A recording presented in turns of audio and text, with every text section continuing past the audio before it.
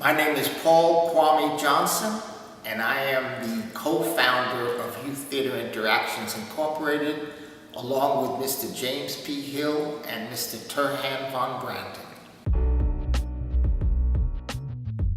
The history of YTI is a very interesting history. I was a student at Sarah Lawrence College. I entered Sarah Lawrence College in 1970. And I was involved in the theater program at the college, and I was a theater major. At the end of my freshman year, going into the summer of 1970, I was invited by the Yonkers Community Action Program Youth Development Program to do a summer theater program for students in Yonkers.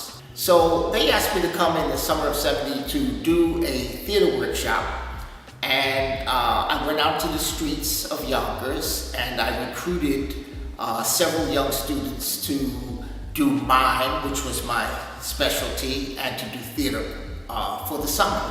And we did 2 productions that summer. It was kind of wonderful. And Mrs. Scott wanted to continue the program going into 1971. And she set up an after-school program known as the School 12 program. And Mr. James P. Hill, who was 23 years my senior, was hired to be the coordinator of that program. Mr. Hill was a professional musician, very famous jazz musician. He also had done music programs in Tuckahoe, where he grew up. And Turhan von Brandon, Terry Brandon, was invited in as assistant coordinator of that program. So in 1971, Mrs. Alice Scott, the director of the Yonkers Community Action Program, established the School 12 after-school program.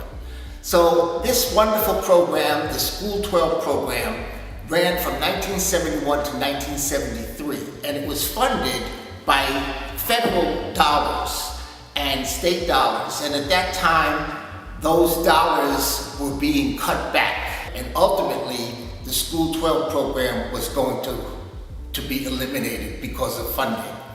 But Mr. Hill and myself and Mr. Brandon decided that this was too great of a program to stop, so we incorporated as Youth Theater Interactions Incorporated, a not-for-profit theater company, in December of 1973.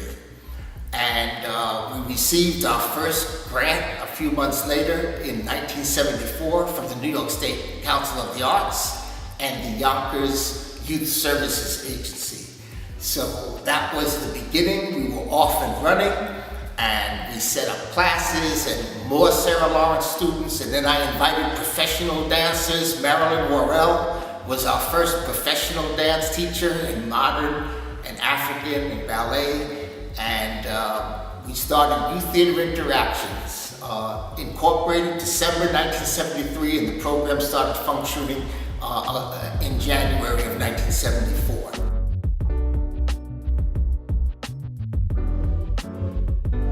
Our founding principle was really based on theater, professional theater and dance schools, which wanted to use the performing arts as an alternative to hanging out in the streets and an alternative to other lifestyles, and giving students an opportunity to be creative and to explore their minds and their abilities and their talents, and really to develop their skills as high as they could go. We set very professional standards in all of the classes, in all of the disciplines.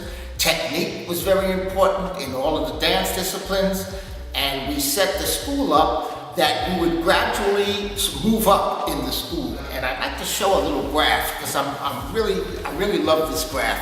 This is from a yearbook, which was our 25th anniversary yearbook.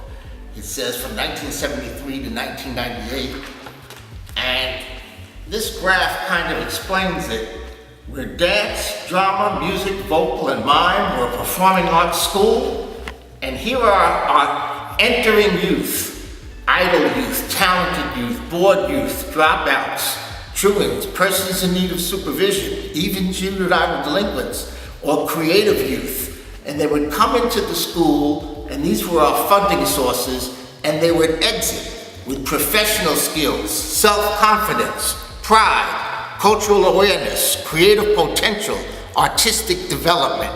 So enter and exit with all of these skills, which is something that we were very, very proud of. And in the middle are the funding sources which help to build and support the school.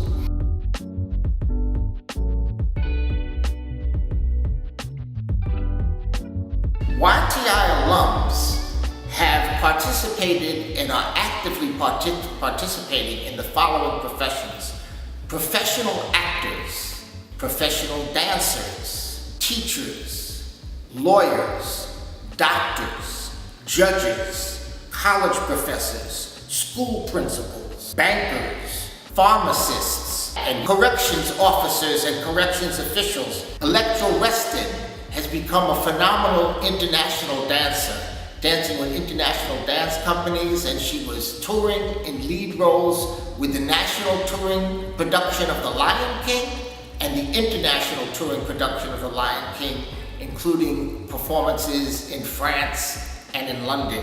In 2015, President Barack Obama nominated LaShawn D'Arcy Hall, who attended YTI from 1982 to 1986. He nominated her to be the United States District Court Judge for the Eastern District of New York. She was approved by the United States Senate by a vote of 92-1, and in April of 2016, she took her place in the United States District Court, and she was the first African-American woman United States District Court Judge for the Eastern District of New York, just 2 steps away from the Supreme Court. When you take a look at that and you see what kind of impact YTI has had on the lives of our alumni, it is truly, truly amazing.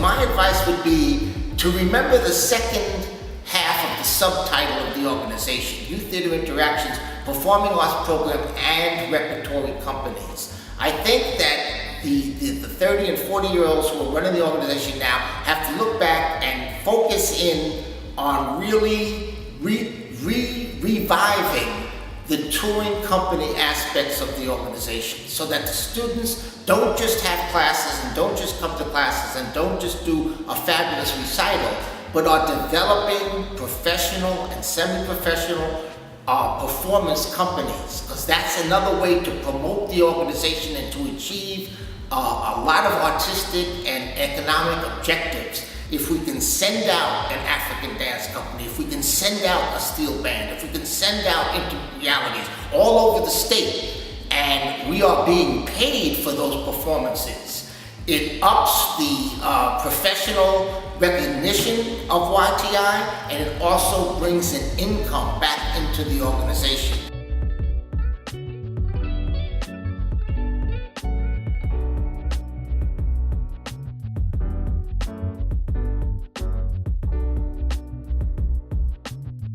If you say there's no money in the arts, then you're in the wrong profession, because you don't go into the arts for money. You go into the arts because you're passionate about the arts, and you love to sing, you love to dance, you love to act, you love to play a musical instrument. It's in you. Nobody does that for the money. You know, when you become, it's like I say about performances. People say, I want to give a performance, I want to give a performance. A performance is the result of all of the practice, all of the effort, all of the technical development. Once you've done that and you've rehearsed and rehearsed and rehearsed, and you've rehearsed and prepared yourself, then a performance is the result of you executing technique. So, you know, it's all about learning to execute your art and execute the technique, and then when you do that, you give a performance and people appreciate it. When you get good enough, people will pay you for it. Then comes the money. Anything in life, especially young people starting out and thinking about a career, my advice is do what you are passionate about and what you love.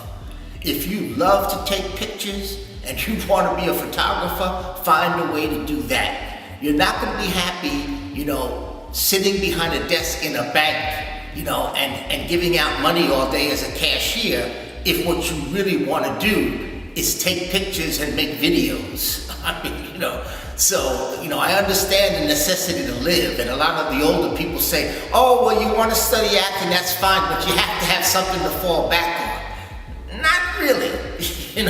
If you want to study acting, you got to study acting and put all of your efforts into that.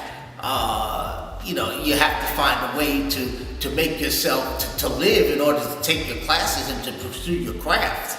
But ultimately, my advice to any young person is to really truly pursue their passion and what they love and what they're passionate about. That's the only way I feel that one can be happy. Good. Okay. I think we're good.